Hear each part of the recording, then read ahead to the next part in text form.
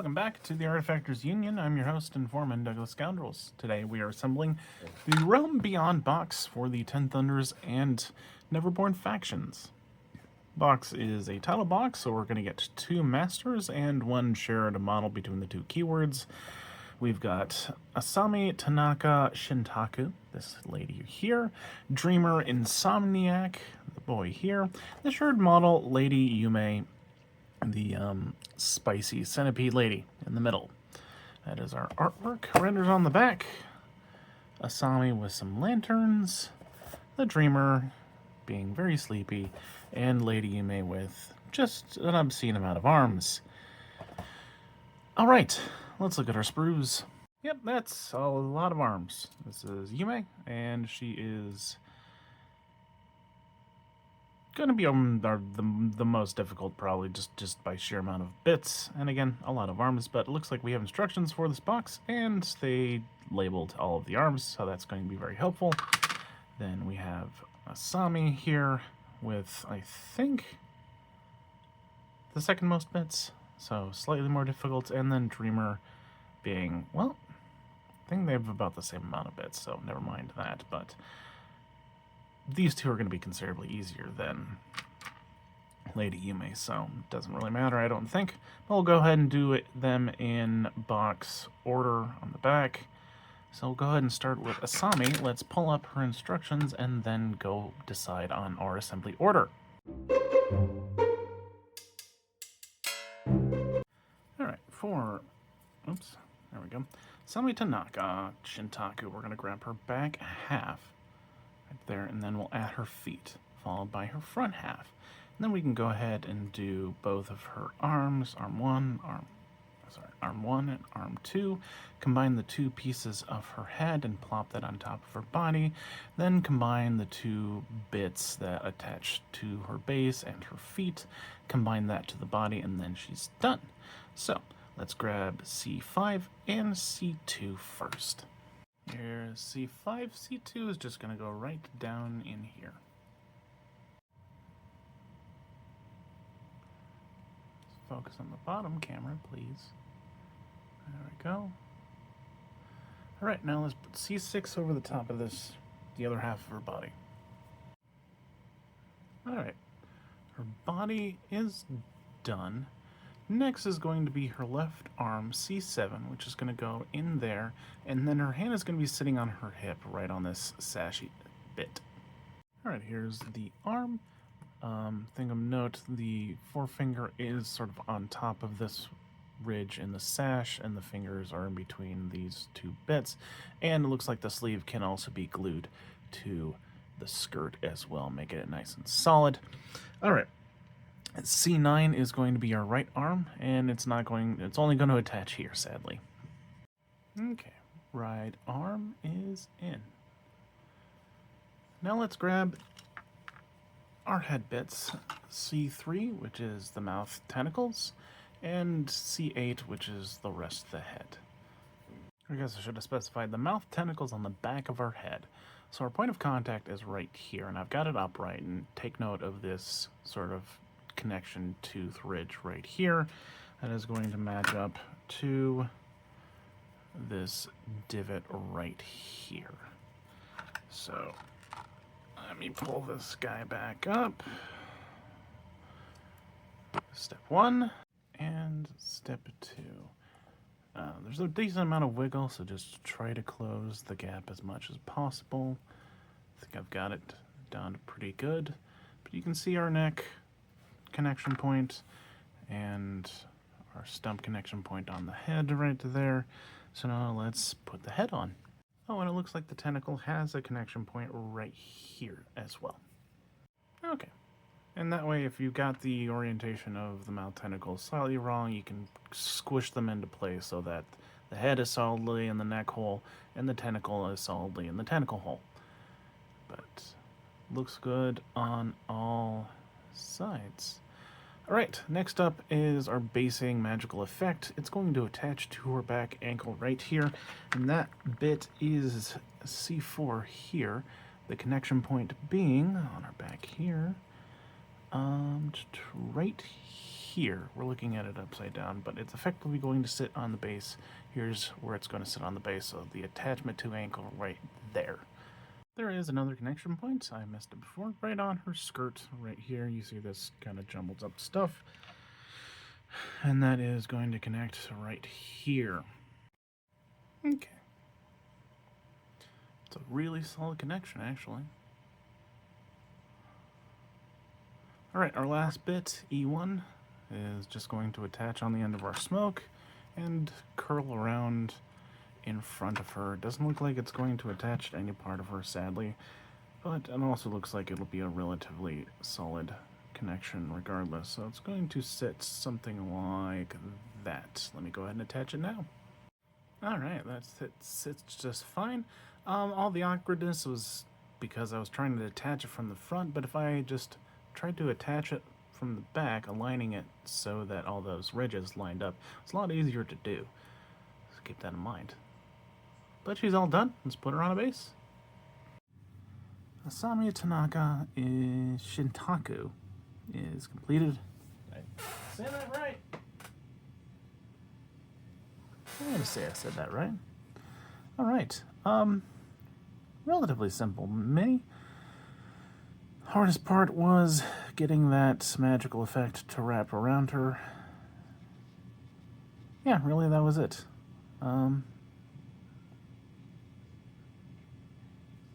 Yeah, that's all I got. Let's move on. Alright, later Yume might need a bit of strategy, so here's how I think we should tackle this. We're going to bind the two halves of the main body and not do any of the rest of the main body. And then we're just going to go up one side with the arm, starting at the bottom. So we'll start with the bottom left arm, which is F15, which is this guy, and then go all the way up that side. And then we'll start with the bottom right side, which is, looks like F2 possibly. And then go all the way up that side, and once we're done with that, we'll plop them on the whole body on the base and add the hair and last arm and call it good. And I think that's the best way to go about doing this, but it's going to be a bit of a slog and making sure we got the right arm in the right place in the right order. So let's get to it. And first we need to look at the instructions. Yeah, let's look at the instructions and then grab F8 and F10, okay? Here's F10, and let's put F8 right on top of it. Okay, there's the two halves of the body, and I'm going to completely disregard my initial strategy because a couple things. One, we need the hair on her body to be able to actually attach her last left arm, because the hand of her last left arm is attached to that hair bit. And also, it looks like the magical effect she's coming out of has an attachment point for one of her lower arms, specifically the last lower right arm. So if we want that to be in its proper place, we're going to have to attach her to that basing bit. So basically, ignore what my last strategy was, outside of the fact that we're going to start from the bottom and work our way up to the top of each side. So let's go ahead and grab F9 and attach that to her back here. There we go. And now she attaches to F11, so let's do that next.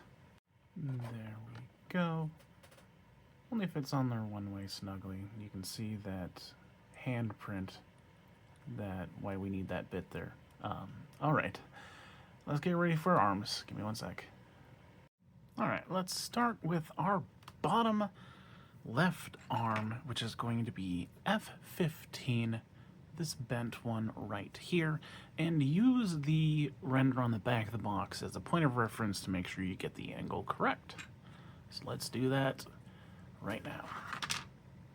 So someone, I believe, actually mentioned this to me, and I'm just remembering it now. The render on the back of the box is mirrored to the actual model. So yes, do still try and match the angle of the arms to the render, but remember that it is mirrored. So use also the render on the instructions, which is a little bit harder because it's exploded, but yeah, definitely keep that in mind. It's not going to look exactly like the render because the render is mirrored. Alright, that is in and it looks exactly like it's supposed to, according to the render, again, if you mirror it. So, our next arm is going to be the next one up. That is going to be F7, which will be, goodness, that is going to be this guy up here, our Lady Yume name as a point of reference, F7, this guy. There we are with that. I guess, in case you didn't quite understand what I meant, by mirrored, you see how the arms are like that, and they don't match the arms over here, and that's because they match the arms over here. This is flipped compared to the pose in the model. Alright, so our next arm on this side is going to be F3, going into that hole right there. F3 is going to be this arm right here.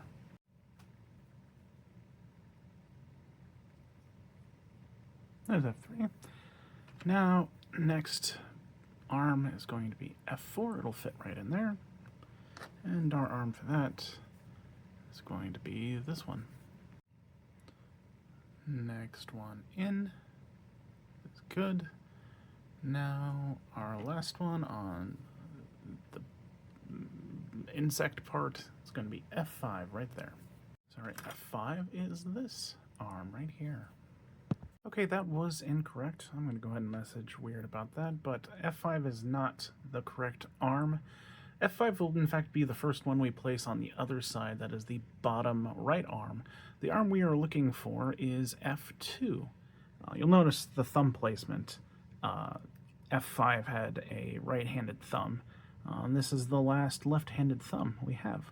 So we'll put F2 in that slot. Alright, there we go. There's that arm. Okay, the last one is the normal human-esque arm that is going to connect there and attach up to this hand, wrist right there. That is going to be F14, this bit right here. There you go, free armpit your pervs. Anyways, there's the full arm. Done. Alright, looking at it again, I got that wrong. This is not, in fact, F5. I think the one above might be F5, but this is actually going to be F12, so there's a bit of a rearranging of the bits, and I know it is F12 because if we look at F12, specifically, here, Lady Yume, F12, we look at the bottom of the hand, and it's got that nice flatness that a connection point would be. And we know that the hand is supposed to be resting on the bottom of this basing bit here. So we're going to go ahead and put F12 in there, and then we'll see if F5 is our next bit up or not, alright? There we go. That's in good. The one above that is not F5. The one above that is F6, which is correct on the instructions. So we'll do that next. There we go. And then finally, F5 is going to go up here. Thank goodness. Okay, there we go. Got to try to match the render. But honestly, you could probably have it sitting on the edge of that magical effect, and that'd be a more solid connection. I actually honestly recommend doing that, but we're going to get it to try to match the render here. Alright, 2 arms left. I forgot to look at which one was next. F13. Alright. Next one up. Oops, Lady Yume. It's going to be this arm. That is going to go in this socket. Okay, and F1, our last one, going right in there. Okay, haha, that was a long effort, but we're done with her. Let's put her on a base. Lady Yume is completed, and boy was she a difficult build. Not only did we have to figure out which arm went where, but getting them to sit in the correct position and cure in that position was difficult and kind of time-consuming, but we got it. Just took a bit of effort, a little grit, a little bit of hard work. But I'm glad we got that order settled. Again, I'll contact Weird about that assembly order, getting the instructions fixed. But really, yeah, a lot of the difficulty is it's a small connection point, and the render is mirrored on the back of the box, so it's kind of hard to tell exactly how it's supposed to be positioned. But really, it's up to you how you want to position, and I'm not going to complain if it's slightly out of place compared to how it is on the render. Who's going to care? I'm not. Anyways, let's move on. Okay, Dreamer of the Insomniac should be fairly easy. I'm going to grab the body and go ahead and add the leg, then do the left arm and the right arm. And then we will go ahead and attach this magical bit to this magical bit, attach both it and him to the base, and finish up with this magical bit, which should attach here and wrap around him after we've done all of that. So let's look at the instructions and then grab D3 and D7.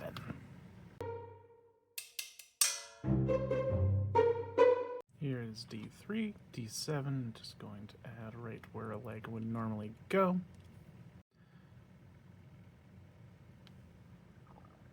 There we go. Now D4, his left arm, which will be over his face. That's good. Now the last part of his body, D2, the right arm. Alright. There's our Dreamer body. Now let's cut out the part that goes on the base, D5, and our bigger magical effect, D6. So here's D6. It connects to D5 in two spots. Right here, spot 1, and right here, spot 2. And those correspond to, let's see, here is D6, spot 1 right here, and spot 2 right there. This is going to be sitting like this on top of D5. So let's put them together. Okay. Got both pieces together. I'll throw that across my room. But we're going to attach them to the base alongside Dreamer. And it's going to attach to Dreamer on his ankle. You can kind of see the magical effect that wraps around his foot. That attaches right there. Chair. That attaches right here on this bit of magic, so it'll just kind of wrap around his foot, like so. So looking at our last bit, D1, it actually it attaches to Dreamer here. So we're going to do that, and then we'll connect them to the magical effect on two spots. So you can see a nice, lovely groove right there that our bit D1 can fit in. So it's going to fit kind of in there. Yeah, why don't I just attach it and show it to you? There we go. There's a little space. Doesn't like fully wrap around him, hugging him. And then goes around the body like that. Okay, and then you see this nice connection point right here. And that will attach, you know, it still attaches at that spot in the ankle, like I said before. But that will attach right here on the magical bit. So we'll attach that to him right here and his ankle right here. And he'll be done. Okay. There we go. If it doesn't quite align for you, I wouldn't care so much about the ankle. I think I would try to keep the magical flow around him as a solid piece. There you go. Dreamer of the Insomniac. All done. Let's review. Alright, the Dreamer Insomniac is done. Fairly difficult model just with getting the magical bits aligned around him, so I was wrong. He was kind of hard. Definitely the hardest part, that last step of getting the magic that's actually attached to his back to align with the magic odds on the basing bit as well as his ankle in that particular slot. But I don't really think the order could have been different and had been any easier, so Again, if you're going to have to forego any connection point, I think the ankle is the one that matters the least as far as appearances. So, best of luck with that. Let's look at the whole box. The Realm Beyond box is completed, containing Asami, Tanaka, Shintaku, Lady Yume, and the Dreamer Insomniac. Pretty difficult box, if that wasn't obvious. A good amount of difficulty was the arms on Lady Yume, the magical effect on the Dreamer, and to a much lesser extent, the magical effect on Asami. But yeah, by and far the arms on Lady Yume, but with a bit of patience and knowing the correct order of things, that'd be probably a little bit easier for you. I do recommend some tweezers to get them really in there and set in the correct position, because basing stuff will kind of get in your way, but you need that for some of the arms and their positioning. So, best of luck to you with this difficult box. I know you can do it. I believe in you. I have been your foreman, Douglas Scoundrels, helping you build better Malifaux. Have a good night.